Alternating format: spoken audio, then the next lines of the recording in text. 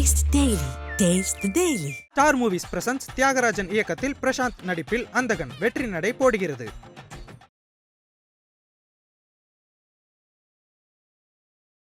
விடுதலை சிறுத்தைகள் கட்சி அருந்ததியர் இன மக்களுக்கு எதிராக ஒரு அரசியலை முன்னெடுக்குது அப்படின்னு சொல்றாங்க. இந்த 3% இடஒதுக்கீடுக்கு எதிராக பேசுறாருன்னு ஒரு குற்றச்சாட்டு இருக்கு. இதை எப்படி மேம் பார்க்குறீங்க? இது ஒரு தத்துவார்த்த பிரச்சனையாக தான் நான் பார்க்குறேன். அவங்களுக்கு என்ன ஒரு நம்பிக்கை இருக்குன்னா, இந்தியா முழுக்க தலித்துகளை ஒரு இனமாக காட்ட வேண்டும். ஆனால் யதார்த்தம் அப்படி இல்லை. 3% அப்படிங்கிறதன் மூலம் நாம் வலியுறுத்த விரும்புகிறது என்னன்னா, குறைந்தபட்சம் 3% அவர்களுக்கு கொடுக்க வேண்டும். 3% மட்டும்தான் கொடுக்கணும்னு சொல்லலாம். கலைஞர் இதை வாக்கு வங்கிக்காக செஞ்சாருங்கிற அந்த வாதத்தில் நம்ம நின்று பேசினா 3 பெருசா 15 பெருசா, வாக்கு வங்கியை உத்தேசித்து அவர் செஞ்சிருக்கணும்னா இதை பயந்துக்கிட்டு செய்யாமல் இருந்திருக்கணும். ஆனால் அவர் அப்படி பார்க்கல. உள்ஒதுக்கீடை மாநிலம் தரலாமா, மத்திய அரசு தரலாமா, இந்த கேள்விக்கு தானே நீங்கள் பதில் சொல்ல வர்றீங்க. இந்த கேள்விக்கும் கிரீமி லேயருங்கிற கான்செப்டுக்கும் என்ன சம்மந்தம் இருக்குது சொல்லுங்க பார்ப்போம். பஞ்சாயத்துக்கே வராத பிரச்சனை அது. பஞ்சாயத்துக்கு வந்ததை நீங்கள் தீர்த்து வைங்க, அது போதும். திருமா போன்ற தலித் தலைவர்கள் பார்ப்பன சூழ்ச்சிக்கு ஆட்படாமல் நிற்கிறாங்க. அதனால தான் இது வரைக்கும் ஆகலை. இல்ல இப்ப நீங்க பிஜேபியை குறிப்பிட்டு சொல்றீங்கிற பட்சத்துல பிஜேபி கூட குறிப்பிடல, பார்ப்பன சூழ்ச்சின்னு சொல்றேன். அது இன்னைக்கு பிஜேபின்னு பேர் இருக்கலாம், நாளைக்கு இன்னொரு பேர் இருக்கலாம். சாதி உணர்வை தூண்டிவிடும்படியான பேச்சுக்களை திராவிட இயக்கத்தை சார்ந்தவர்கள் பேசக்கூடாது. அப்படி யார் பேசி இருந்தாலும் அது கடுமையான கண்டனத்துக்குரியது.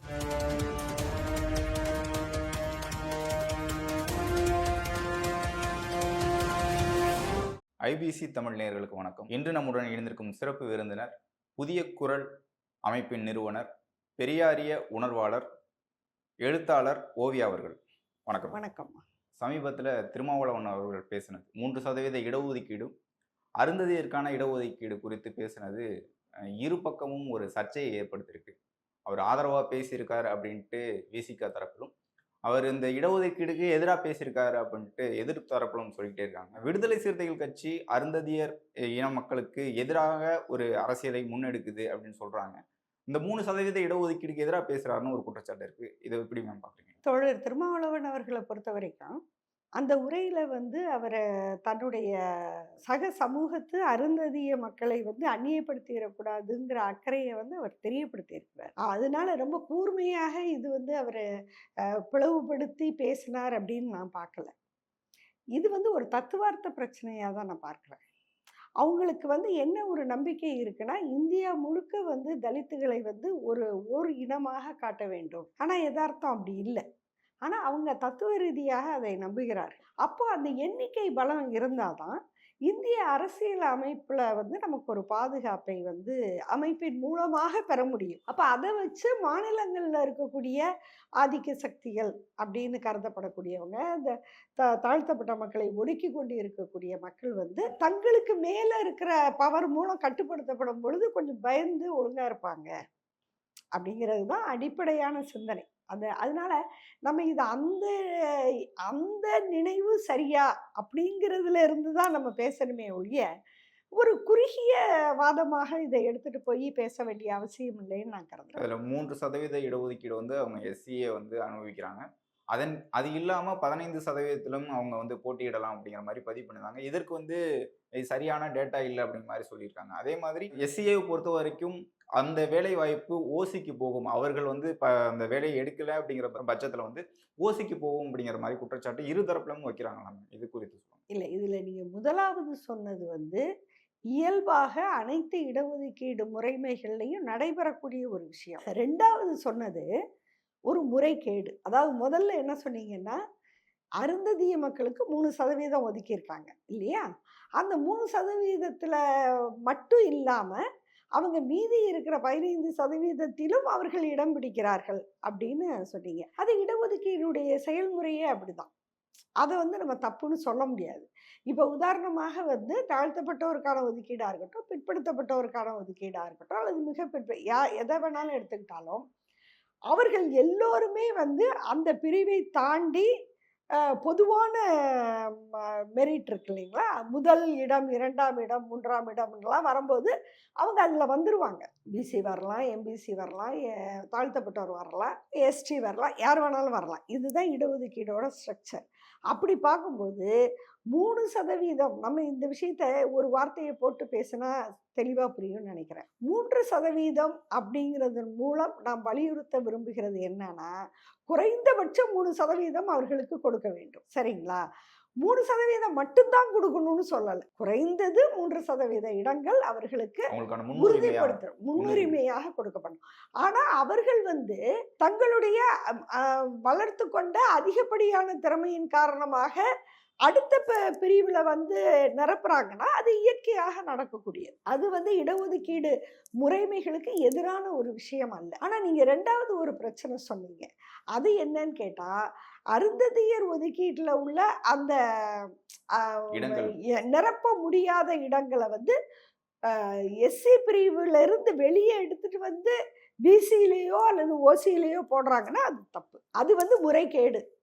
ஏன்னு கேட்டா, அது நிரப்பப்படலைன்னு சொன்னா அந்த 18% அதுக்குள்ளாரதான் நிரப்பப்படணுமே ஒழிய அதை வெளியே தூக்கிட்டு வரக்கூடாது. அதை ஒரு பிசிக்கு கொடுக்கறதோ எம்பிசிக்கு கொடுக்கறதோ அல்லது ஓப்பன் கோட்டாவுக்கு கொண்டு போறதோ தவறு. அதே மாதிரி திருமாவளவன் அவர்கள் பேசினது இந்த நீதிமன்றம் கொடுத்த தீர்ப்பின்படி இது மாநில அரசுக்கு உரிமை கொடுக்குறாங்க, அவங்க பண்ணலாம் இடஒதுக்கீடை அவங்களுக்கு ஏற்றா போல பண்ணிக்கலாம் அப்படின்னு சொல்லும்போது, இது மாநில அரசுகள் மாறிக்கிட்டே இருக்கும், இந்த கட்சிகள் திமுகவோ அதிமுகவோ மாறிக்கிட்டே இருக்கும். அப்போ அவர்கள் என்ன நிலைப்பாடு எடுப்பாங்கன்னா, அவங்க அரசியலுக்காக நிலைப்பாடு எடுத்துக்குவாங்க, அப்போ மாநிலத்துக்கு கொண்டு வரக்கூடாது அப்படிங்கிற மாதிரி பதிவு பண்ணியிருக்காங்க. ஆனா 3% கொடுத்தது மாநில அரசு தான் கொடுத்துருக்காங்க. இந்த நிலைப்பாடு எப்படி மேம்? மத்திய அரசும் மாறிக்கிட்டே தானே இருக்கும். மத்திய அரசு மாறாதா? இல்ல அவங்களுக்கு அரசியல் இருக்காதா? அதனால இது ஒரு வலிமையற்ற வாதமாக எனக்கு படுது. அதுல ஒரு விவாதிப்பதற்கு கூட அதில் சாரம் இல்லைன்னு நான் நினைக்கிறேன். ஏன்னு கேட்டா, மாநில அரசு மாறுவோம் அப்படின்னு சொன்னா மத்திய அரசும் மாறதான் செய்யும். ஏன் சட்டமே கூட மாறதான் செய்யும். அதனால இன்னும் சொல்ல போனா, நல்லா யோசிச்சு பார்த்தா, இந்த மாதிரியான சட்டங்கள் கொண்டு வர்றதே இந்த மாதிரி மாறுகின்ற அரசியல்வாதிகள், அரசியல் அதிகாரங்கள் தங்களுடைய இஷ்டம் போல் செயல்பற்ற கூடாதுங்கிறதுக்காக தான் இந்த சட்டங்களே வருது இல்லையா? அதனால ஓகே, இன்னொரு பக்கம் அவர் சொல்ற மாதிரி மாறுகின்ற சக்திகள் இந்த சட்டத்தை தங்கள் விருப்பம் போல் பயன்படுத்துவாங்கன்னா அது இந்த சட்டத்துக்கு மட்டும் இல்லை, அனைத்து சட்டங்களுக்கும் பொருந்தும். குறிப்பிட்டு சொல்றது எடப்பாடி பழனிசாமி 10.5% இடஒதுக்கீடு கொடுத்ததை பத்தி அவர் பதிவு பண்ணி அதை சொல்றாரு. ஆட்சியாளர்கள் அவர்களுடைய வாக்கு வங்கிக்காக பயன்படுத்துறாங்க. வாக்கு வங்கி அரசியல் இருக்கும் வரை அரசியல்வாதிகள் எடுக்கின்ற எல்லா முடிவுகளிலும் வாக்கு வங்கிக்கான ஒரு கணக்கீடு தவிர்க்க இயலாமல் இருக்கும். அது எந்த ஒரு கட்சிக்கும் தனி கேரக்டர்லாம் கிடையாது. நீங்க வாக்கு வங்கி அரசியல் இருக்கக்கூடிய எல்லா கட்சிகளுமே மக்களுக்காக அதையும் கணக்கில் எடுத்து மக்களுக்காக செய்வதன் மூலமாக தான் மக்கள் பலன் பெறாங்களே ஒழிய வாக்கு வங்கியை கணக்கில் எடுத்துக்காத ஒரு அரசியல் கட்சின்னு ஒரு கட்சி இருக்க முடியும்னே நான் நம்பல. இல்லை, இப்போ அந்த 3% கொடுத்தது கூட அருந்ததி கொடுத்தது கருணாநிதி அவர்கள் இதை அரசியலுக்காக பண்றாரு, அவங்க வாக்கு வங்கிக்காக பண்றாங்கன்னு அப்படிங்கிற மாதிரி கிருஷ்ணசாமி அவர்கள், ஜான் பாண்டியன் அவர்கள் இந்த சமூகங்களும் குற்றச்சாட்டு வச்சு. இல்லை, அதாவது நான் பொதுவாக வாக்கு வங்கி அரசியல்ங்கிற வாதத்தை நான் பெருசாக எடுத்துக்க மாட்டேன். அதுக்கான காரணத்தை நான் சொல்லிட்டேன். வாக்கு வங்கி அடிப்படையிலான அரசியலில் அது தவிர்க்க இயலாத போக்கு. ஆனால் இந்த குறிப்பிட்ட வாதத்தை பாருங்க, இதில் கலைஞர் 3% இருக்கிற அருந்ததியர்களை திருப்திப்படுத்தினா கலைஞருக்கு அரசியல் நன்மை அதிகமா, இல்லை 15% இருக்கக்கூடிய பல்லர் பறையரை திருப்திப்படுத்தினா கலைஞருக்கு வாக்கு வங்கி அரசியலில் சாதகமாக இருக்குமா? நான் உங்களை கேட்குறேன், ஒரு பொதுவான கேள்வி. 3 பெருசா 15 பெருசா? பெரும்பான்மை தான் 15 தானே பெருசு. அப்ப கலைஞர் உண்மையாகவே வாக்கு வங்கிக்காகத்தான் அதை செய்திருப்பாரே, ஆனால் அவர் எப்படி 3 பக்கம் அந்த மாதிரி செஞ்சா பெரிய எதிர்ப்பு வரும்ல? இப்போ 10.5ங்கிறது வன்னியர் கொடுக்கும்போது தேவர்கள் நான் கேட்கறது இந்த 10.5 அப்புறம் விஷயம். நீங்க அதை இதை கலைஞர் இதை வாக்கு வங்கிக்காக செஞ்சாருங்கிற அந்த வாதத்துல நம்ம நின்று பேசினா 3 பெருசா 15 பெருசா? வாக்கு வங்கியை உத்தேசிச்சு அவர் செஞ்சிருக்கணும்னா இதை பயந்துக்கிட்டு செய்யாம இருந்திருக்கணும். ஆனா அவர் அப்படி பார்க்கல. அவருக்கு இயற்கையாக சமூக நீதி சிந்தனை என்பது அது அவருடைய பொது வாழ்வின் மரபியல் தன்மை. அந்த அடிப்படையில தான் கலைஞர் செயல்பட்டாருன்னு நான் பார்க்குறேனே ஒழிய, இதை அவருடைய சுயநலம் அல்லது அவருடைய அரசியல் சுயநலம்னு ஒண்ணு இதுல இருக்கிறதுக்கு வாய்ப்பே இல்லையே. இப்போ உள் இடஒதுக்கீடு கொடுக்கும்போது வந்து 3% கொடுக்கும்போது ஆதரிக்கிறாங்க. 10.5% வந்து வன்னியர்கள் வந்து பாதிக்கப்பட்டு தான் இருக்காங்க. இன்றைக்கும் வந்து பொருளாதார ரீதியா பின்தங்கி தான் இருக்காங்க. இதற்கு எதிர்ப்பு தெரிவிக்கிறாங்க அப்படின்ட்டு பாமக தரப்புல வன்னியர் தரப்புல சொல்றாங்களா? இல்ல 10.5 கொடுத்ததை வந்து நீதிமன்றத்துல தான் அது நிறுத்தப்பட்டது. அது என்ன சொல்லி நிறுத்தப்பட்டது? அதற்கான போதுமான தரவுகளை வந்து சமர்ப்பிக்கல அப்படின்னு சொல்லி நிறுத்தப்பட்டது. இந்த பிரச்சனை உங்களுக்கு எப்போ முடியும் அப்படின்னு சொன்னா, உங்களுக்கு ஒட்டுமொத்தமாக சாதிவாரி கணக்கெடுப்பு நடத்தப்பட்டு அனைத்து சாதியினருக்கும் அவரவருக்கு உரிய பங்கு கொடுக்கும்போது இந்த கேள்விக்கு இடமே இல்லை. அது வன்னியருக்கு கொடுக்கும்போதும் அதே நியாயம்தான், அருந்ததியருக்கு கொடுத்தாலும் அதே நியாயம்தான், நாளைக்கு வந்து இதில் பறையர்கள் பல்லர்கள்னு ஒதுக்கீடு கொடுத்தாலும் அதே நியாயம்தான். ஆனா பொருளாதார ரீதியா இடஒதுக்கீடு கொடுக்கும்போது அல்லது மக்கள் தொகை அடிப்படையில இடஒதுக்கீடு கொடுக்கும்போது அது இடஒதுக்கீடுக்கு எதிராக இருக்கு, சாதி ரீதியா வந்து ஒடுக்கப்பட்டிருக்கணும் அப்படிங்கிற ஒரு கேள்வி வைக்கிறாங்கல்ல. இல்லை, அதாவது முதல்ல இந்தியாவில் வந்து இந்த சட்ட பட்டியல் இடஒதுக்கீடு வர்றதுக்கு முன்னாடியே ஒதுக்கீடு இருக்குது. நம்ம அதை புரிந்து கொள்ளணும். அந்த ஒதுக்கீடு வந்து பட்டியல் அடிப்படையிலான ஒதுக்கீடு அல்ல. அதாவது இந்த மாதிரியான தொகுத்து தரப்படலை. முதல்ல வந்து கிட்டத்தட்ட, அதாவது முழுமையாக இல்லாவிட்டாலும் ஒரு சாதிகளினுடைய எண்ணிக்கைக்கு ஏற்ப அவர்களுக்குரிய இடம் அப்படிங்கிற சிந்தனை தான் முதல்ல வந்தது. இந்த ஒடுக்கப்பட்டோர் அல்லது பின்தங்கியோர் அப்படிங்கிறது அல்ல கிரைட்டீரியா. இப்போ ஒடுக்கப்பட்டோர் பின்தங்கியோருங்கிற கிரைட்டீரியாவை மட்டுமே நீங்க முதன்மைப்படுத்தினீங்கன்னு சொன்னா, பின்தங்கியோர் ஒடுக்கப்பட்டோர் அப்படிங்கிறத மட்டுமே நீங்க முதன்மைப்படுத்தினீங்கன்னு சொன்னா, நிச்சயமாக நீங்க சாதிவாரி கணக்கெடுப்பினுடைய நியதியிலிருந்து கொஞ்சம் தள்ளியே நின்று தான் பேசுற மாதிரி இருக்கும். சாதிவாரி கணக்கெடுப்பு அதை சொல்லலை, அவரவருக்கு உரிய பங்கு அப்படிங்கிறது தான் அதில் உள்ள கான்செப்ட். அந்தபடி நீங்கள் வன்னியர் 10% இருக்கிறாங்கன்னா 10.5 11.5 அது வந்து அவர்களுக்கு அந்த இடங்களை கொடுத்துருங்கிறது தான். அருந்ததியர் 3% இருக்கிறாங்க அல்லது 4% 5%, கணக்கெடுத்து அவங்க அவ்வளவு இருந்தால் அந்த இடங்களை கொடுத்துருங்க அப்படிங்கிறது தான்.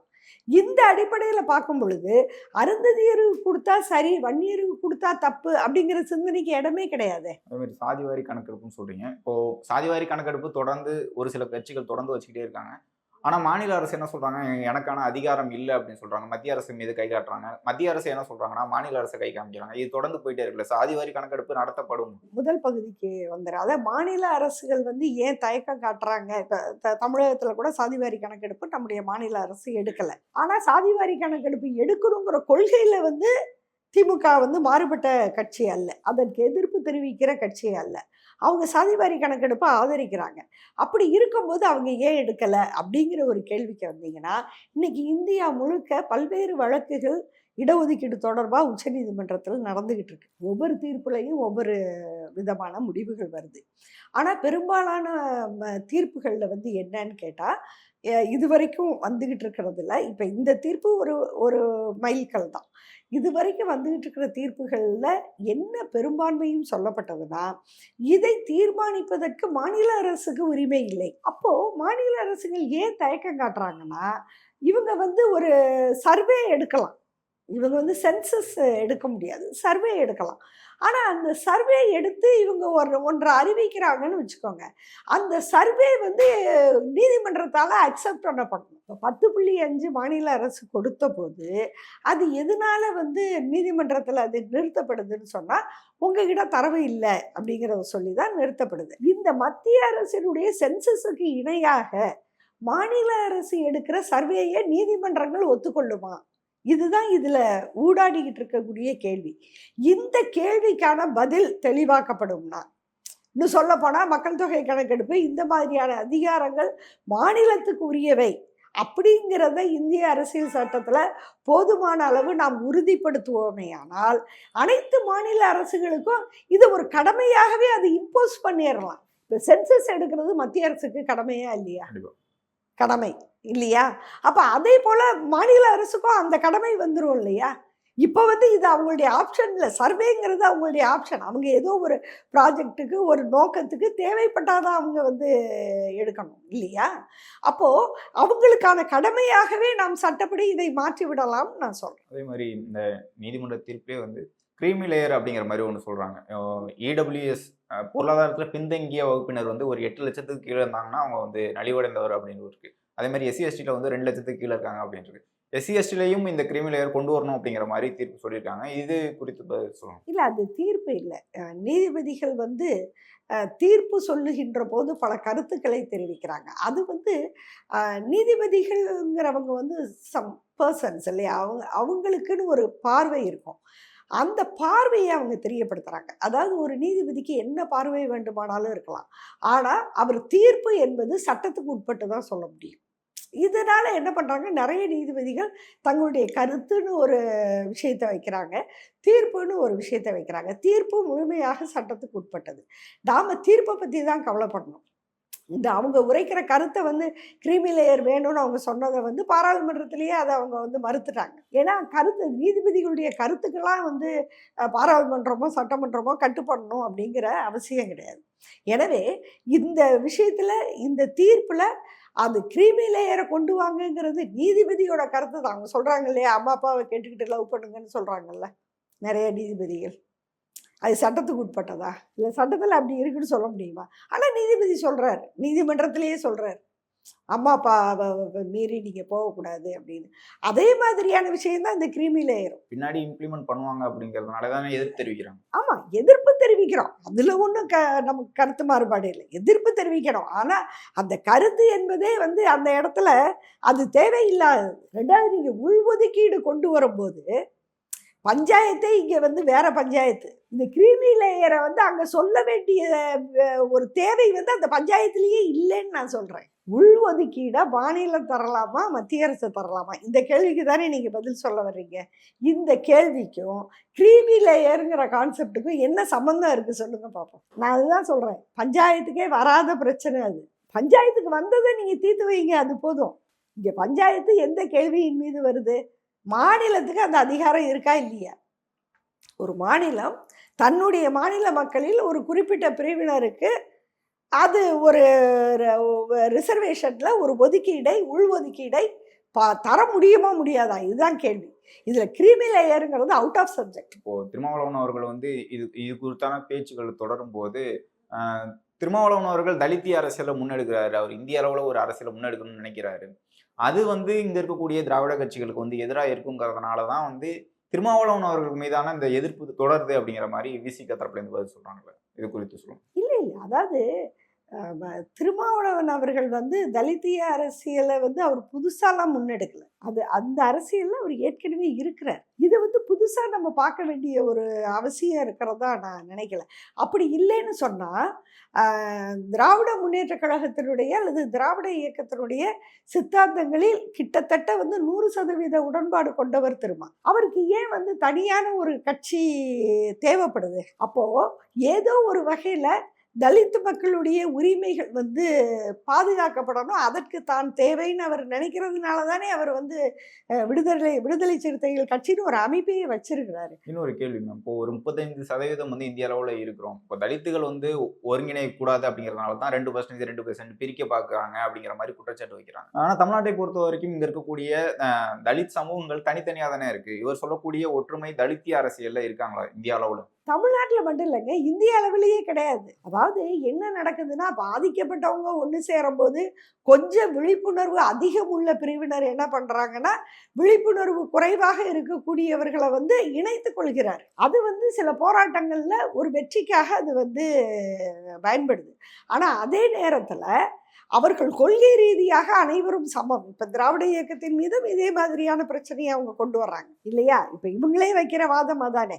அதாவது வந்து தலித் மக்களை வந்து நீங்கள் வந்து பயன்படுத்திக்கிட்டீங்க, ஆனால் அவங்களுடைய விடுதலைக்கு நீங்கள் ஒன்றும் செய்யலை அப்படின்னு சொல்கிறாங்கல்ல. அந்த விஷயம் வந்து தலித் மக்களுக்குள்ளார இவங்க பேசுகிற இந்த அரசியலுக்கும் அப்படியே பொருந்தும். ஆனால் நான் 2 பிரச்சனைக்கும் ஒரே பதில தான் நான் சொல்கிறேன். எப்போதுமே போராட்டங்கள் நிச்சயமாக சம அளவில்லாம் வந்து நடைபெறாது. அப்போது கண்டிப்பாக ஒரு பிற பிரிவினரையும் சேர்த்து கொண்டு தங்களுக்கு மேல் இருப்பவர்களை எதிர்ப்பது என்பது காலங்காலமாக மனித சமூகத்தில் நடைபெற்று வரக்கூடிய ஒரு விஷயம். ஆனால் நம்ம எதை பார்க்க வேண்டும் என்று சொன்னால், இங்கு திராவிட இயக்கத்தை முன்னெடுத்த நீதி கட்சி தலைவர்களாக இருக்கட்டும், அதுக்கு பிறகு வந்த பெரியாருக்கு பிறகு வந்த அண்ணாவாக இருக்கட்டும், கலைஞர் வரை அல்லது இன்றைய முதல்வராக இருக்கிற ஸ்டாலின் வரை, இவர்கள் கோட்பாட்டளவில் அனைவரும் சமமாக வாய்ப்புகள் பெற வேண்டும் என்கின்ற சித்தாந்தத்தை சரியாக உள்வாங்கி இருக்கிறார்களா, உள்வாங்கி அதை செயல்படுத்துகிறார்களா? இந்த கேள்விக்கு தான் நம்ம பதில் பார்க்கணும். அப்படி பார்க்கின்ற பொழுது இவர்கள் அந்த அந்த ஒரு அனைவரும் சமம் அப்படிங்கிற சம வாய்ப்புகள் பெற வேண்டும் அப்படிங்கிற சித்தாந்தம் தான் இங்க ரொம்ப முக்கியமானது. செயல்பாடுகள் அப்படிங்கிறது வந்து எப்போதுமே அந்த காலகட்டத்தில் எது சாத்தியமோ அதுதான் செயற்பாடாக முழுக்கும். அந்த கேள்விக்கு தான் வரும். இப்போ திருமாவளவன் அவர்கள் பேசும்போது இங்க ஒரு தலித் வந்து முதலமைச்சர் ஆக முடியாது அப்படிங்கிற மாதிரி பதிவு பண்ணியிருந்தாங்க. இன்னொரு கேள்வி அவர் மீதான வைக்கிறது வந்து, இந்திய அளவில் வந்து தலித்துகள் முதலமைச்சர் ஆகியிருக்காங்க, தமிழ்நாட்டில் தான் ஆக முடியல அப்படிங்கிற மாதிரி எதிர்கட்சிகள் வந்து விமர்சனம் பண்ணுறாங்க. தமிழ்நாட்டில் வந்து சமூக நீதி பேசுகிறாங்க, நீதி கட்சி காலம் தொட்டு திராவிட இயக்கங்கள் திமுக சமூக நீதி அரசு, இது வந்து திராவிட மாடல் அரசு அப்படின்னு தொடர்ந்து பேசிட்டே இருக்காங்க. இங்க ஒரு தலித் முதலமைச்சர் ஆக முடியாதக்கான காரணம் என்ன? அதாவது இந்தியா முழுக்க தலித் முதலமைச்சரான இடங்களை எடுத்து பார்த்தீங்கன்னா, அவங்க வந்து ஒரு பார்ப்பன சமூகத்தினுடைய ஒரு ஆளுமைக்குள்ளார போய் தான் வந்து ஆயிருக்கிறாங்க. சரிங்களா? மாயாவதி வரைக்கும் நீங்கள் வந்து அதை எடுத்து பார்க்கலாம். இங்கே வந்து ஏன் ஆக முடியலைன்னா, திருமா போன்ற தலித் தலைவர்கள் பார்ப்பன சூழ்ச்சிக்கு ஆட்படாமல் நிற்கிறாங்க. அதனால தான் இது வரைக்கும் ஆகலை. இல்ல இப்ப நீங்க பிஜேபியை குறிப்பிட்டு சொல்றீங்கிற பட்சத்துல பிஜேபி கூட குறிப்பிடல, பார்ப்பன சூழ்ச்சின்னு சொல்றேன். அது இன்னைக்கு பிஜேபின்னு பேர் இருக்கலாம், நாளைக்கு இன்னொரு பேர் இருக்கலாம். இன்னைக்கு மோடியா இருக்கலாம், நாளைக்கு வந்து வேற ஒரு ஆளா. இந்த பிராமணர் அல்லாத ஒரு இயக்கம் தொடங்கி நீதி கட்சி, அதுக்கப்புறம் திக, அதுக்கப்புறம் திமுக வந்திருக்கு. இவர்கள் வந்து அந்த அந்த பதவி கொடுத்திருக்கணும் தானேங்கிற ஒரு கேள்வி. இப்போ முதலமைச்சர் ஆகல, துணை முதல்வருங்கிற பதவி வந்து கொடுக்கப்பட்டிருக்கு, தமிழ்நாட்டை பொறுத்த வரைக்கும் கொடுக்கப்பட்டிருக்கு. அதே மாதிரி துணை முதல்வர் கூட கொடுக்கப்படல அப்படிங்கிற மாதிரி தலித் அரசியல் தரப்பு கேட்கறாங்க. அப்ப மத்தவங்க எல்லாம் இதை கேட்டா என்ன பதில் வச்சிருக்கீங்க? வேற யாரும் கேட்க மாட்டாங்களா? இல்ல சமூக நீதி சொல்றது கேட்க மாட்டாங்கிற தைரியத்துல கேட்கறாங்களாங்கிறது எனக்கு புரியல. இந்த மாதிரியான கேள்விகளே முதல்ல வந்து தலித் மக்களுக்கு நல்லதல்லங்கிறது என்னோட கருத்து. ஏன்னு கேளுங்க, இதற்கு உடனே யார் எதிர்வினையாற்றா? நீங்க வந்து இங்கே மோதலையே வந்து நீங்கள் பாமக தலித் மோதல் அல்லது தென்பகுதின்னு சொன்னால் தேவர் சமூகத்துக்கும் தலித்த மக்களுக்குமான மோதல், இப்படி கொங்கு மண்டலம்னா இப்படி தான் வந்து கட்டமைக்கப்பட்டிருக்கீங்க, அப்படி தான் வந்து இயங்கிக்கிட்டு இருக்கு, அப்படி தான் செயற்பாடுகள் நடக்குது. நீங்கள் இப்படி பேசின உடனே பாமக என்ன அறிவிக்கிறாங்கன்னா, நீங்கள் எங்களுக்கு ஓட்டு போடுங்க, அவங்கள நாங்கள் ஒரு ஆளை முதலமைச்சர் ஆக்கிடுறோங்கிறாங்க. அப்போது நான் இதை விட இந்த கோரிக்கை என்பதே எவ்வளவு வந்து ஒரு வெற்று பூடகமான கோரிக்கைங்கிறதுக்கு வேற பதில் இருக்கணும்னு அவசியம் இல்லைன்னா. இல்ல பாமக தரப்பு என்ன சொல்றாங்கன்னா, தலித் எழுமலையை வந்து நாங்க மத்திய அமைச்சராக நானும் சொல்ல வரேன். நீங்க அதிமுகவுல வந்து சபாநாயகர் ஆக்கியிருக்கோம், அவர் வந்து உணவுத்துறை அமைச்சரா வந்து மாத்திருக்கோம் அப்படிங்கிற பதில் வந்துகிட்டு இருக்கு. ஆனா திமுக நீங்க துணை முதல்வர்னு ஒரு போஸ்டர் இல்லைன்னா இதுக்குன்னே ஒரு போஸ்டர் கூட உருவாக்கல. அமைச்சர்களே இன்றைக்கு அமைச்சர்களே ஆதி திராவிட நலத்துறை தாண்டி வேற ஒரு அமைச்சர் பதவி கொடுக்க மாட்டாங்க. ஏன் ஆர்எஸ்ஆ இல்லையா? இல்ல அமைச்சர் பொறுப்புல கேக்குறேன், அதிகாரத்துல இல்ல. அதாவது அவர் எம்பி தானே? அவர் எம்பி தான், நான் இல்லைன்னு சொல்லல. ஆனா அவர் மத்திய அமைச்சராகவே இருந்தார்ல, அவர் வெறும் எம்பி கிடையாதே. சரியா? இன்னைக்கு இல்லைன்னு வச்சுக்கோங்க, ஆனா கொடுக்கப்படலைன்னு சொல்ல முடியாதுல்ல, மாறி மாறி தானே வரும் எல்லாமே. கொடுக்கப்படலைன்னு சொல்ல முடியாது. நான் சொல்ல வர்ற விஷயம் என்னன்னு கேட்டா, நீங்க இந்த மாதிரி கோரிக்கைகள் மூலமா அது வந்தா கடைசியில அது வந்து உங்களுக்கு வந்து ஒரு நியமன உறுப்பினர் பதவி மாதிரி ஆயிடக்கூடாது. இல்ல, கோரிக்கையே வராம செயல்படுத்துறது தானே சமூக நீதி. இவங்க வந்து கேட்கவே கூடாது, நான் எனக்கு வந்து உரிமை கொடு அப்படின்னு கேட்கறதுக்கு முன்னாடியே நீங்க கொடுத்துருக்கணும் தானேங்கிறது தானே சமூக நீதி. இல்லங்க, நீங்க இந்த கேள்வி அப்ப எல்லா கேட்கறாங்கங்கிற பட்சத்துல வந்து எனக்கு கொடுக்கப்படலாங்கிற பட்சத்துல தான் கேட்கறாங்க. இந்த கேள்வியை எல்லா சமூகமும் அப்ப கேட்க ஆரம்பிச்சா அதுக்கு என்ன பதில் இருக்குன்னு நான் கேட்கிறேன். இப்ப இந்த கேள்வியை வந்து நீங்க ஏன் ஒரு தலித் முதல்வர் ஆக முடியாது, தலித்துனா அப்ப நீங்க யாரை கேட்குறீங்கன்னு வருது இல்லையா? அப்ப இது வந்து மற்றவங்களுக்கும் பொருந்தும்ல.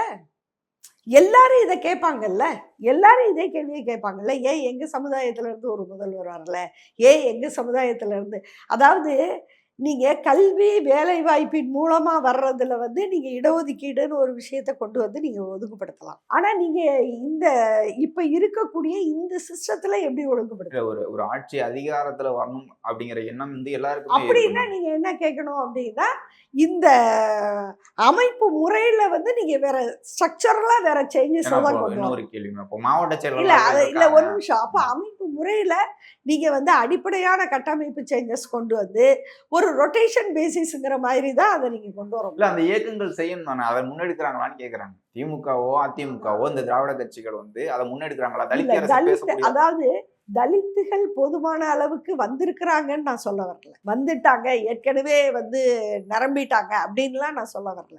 ஆனா அதே சமயம் வரக்கூடாதுங்கிற செயல் திட்டத்தோட வந்து திராவிட முன்னேற்ற கழகமோ அல்லது அகில இந்திய அண்ணா திராவிட முன்னேற்ற கழகமோ இருக்குது அப்படின்னு நான் நினைக்கல. இன்னும் சொல்ல போனா நீங்க பாமகவே ரெடியா இருக்குதே, அட்டாளி மக்கள் கட்சியை எங்களுக்கு இதுல பிரச்சனை இல்லைன்னு சொல்லுது. அப்படி இருக்கும்போது இது எப்படி ஒரு பிரச்சனைக்குரிய விஷயமாக இருக்கும்? இல்லைன்னா இப்படி ஒரு கோரிக்கை நிறைவேறுவதன் மூலமாக தாழ்த்தப்பட்ட சமூக மக்களுடைய அனைத்து இன்னல்களும் எப்படி தீரும்னு நான் கேட்கிறேன். இல்ல அவங்க உரிமை கேட்கறாங்க. பாமகவே ரெடியா இருக்கிறப்ப மற்ற இல்ல ஆட்சி கட்சிகள் செய்ய அதிகாரத்துல மாட்டாங்க. இருக்கவங்க ஆட்சியை பிடிக்கக்கூடியவர்கள்ட்ட தானே கேட்க முடியும் இந்த கேள்வியை. பாமக வந்து எங்களுக்கு வாக்கு செலுத்துங்க, நாங்க வெற்றி பெற்ற பிறகு கொண்டு வரோம்னு சொல்றாங்க. இன்றைக்கு உதயநிதி ஸ்டாலின் அதைத்தான் அவர்களை நான் வந்து கேட்கிறேன். துணை முதல்வரா அறிவிக்க போறதா செய்திகள் போயிட்டே இருக்கு. அப்படி இருக்க நிலையில திமுக வந்து உதயநிதி ஸ்டாலின் ஒரு துணை முதலமைச்சர் ஆகிறாங்கிற பட்சத்துல ஆந்திராவுல நிறைய துணை முதலமைச்சர் கொண்டு வந்தாங்க. அந்த மாதிரி இன்னொரு நபருக்கு திமுக வந்து துணை முதல்வர் பொறுப்பு கொடுக்கலாம். தெரியல, ஒருவேளை இந்த கோரிக்கைக்கு பிறகு, ஏன்னா இதை வந்து திமுக தான் பதில் சொல்ல முடியும், நம்ம சொல்ல முடியாது. இந்த கோரிக்கை இவங்க வந்து வலிமையாக அதை வைக்கணும் அப்படின்னு விரும்பினா அதற்கு வந்து நீங்க சொல்ற மாதிரி ஒரு போஸ்டரை இதுக்குன்னே கூட கிரியேட் பண்ணலாம், கிரியேட் பண்ணி கொடுக்கலாம்.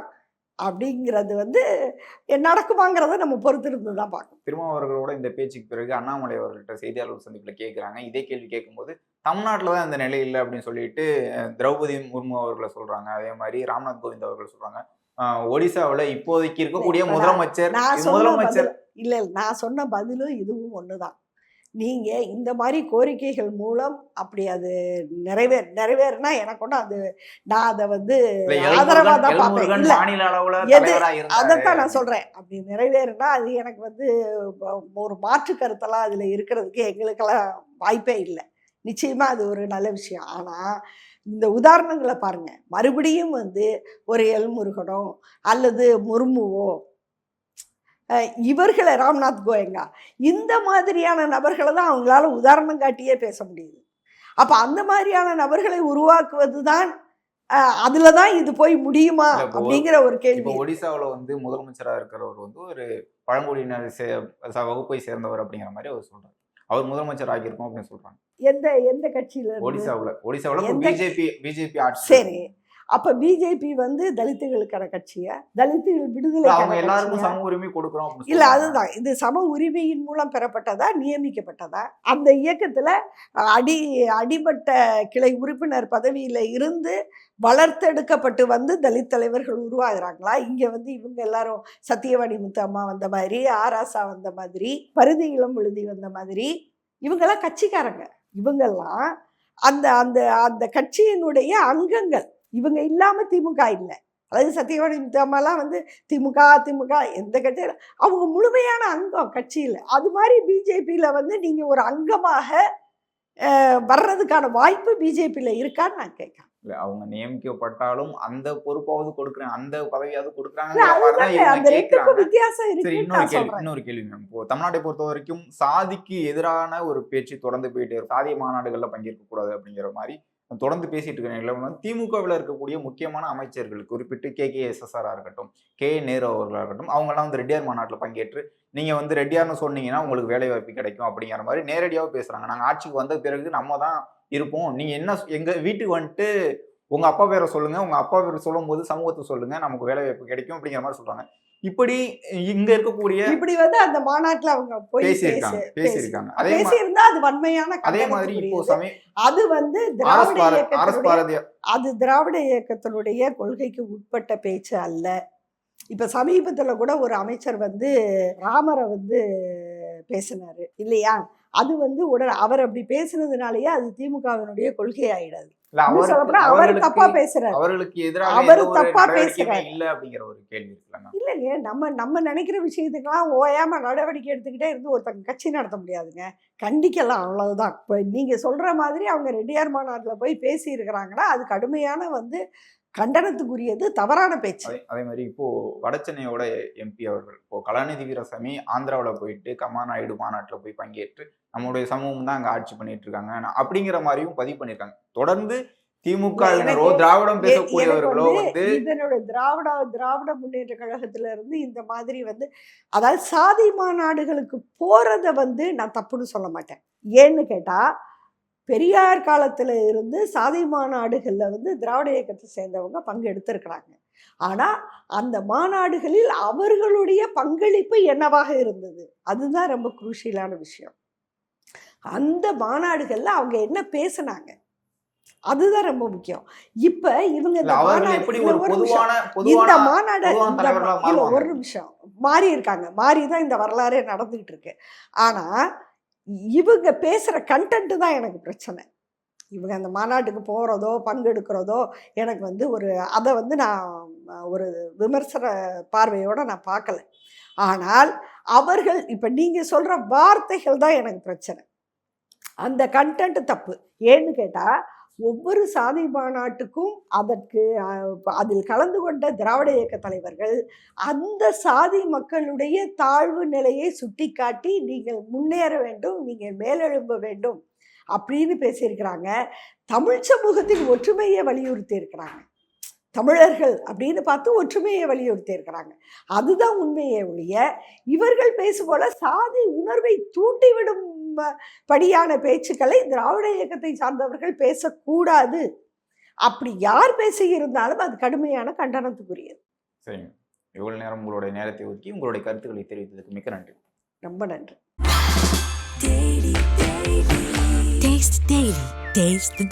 ஸ்டார் மூவிஸ் பிரசன்ஸ் தியாகராஜன் இயக்கத்தில் பிரசாந்த் நடிப்பில் அந்தகன் வெற்றி நடை போடுகிறது.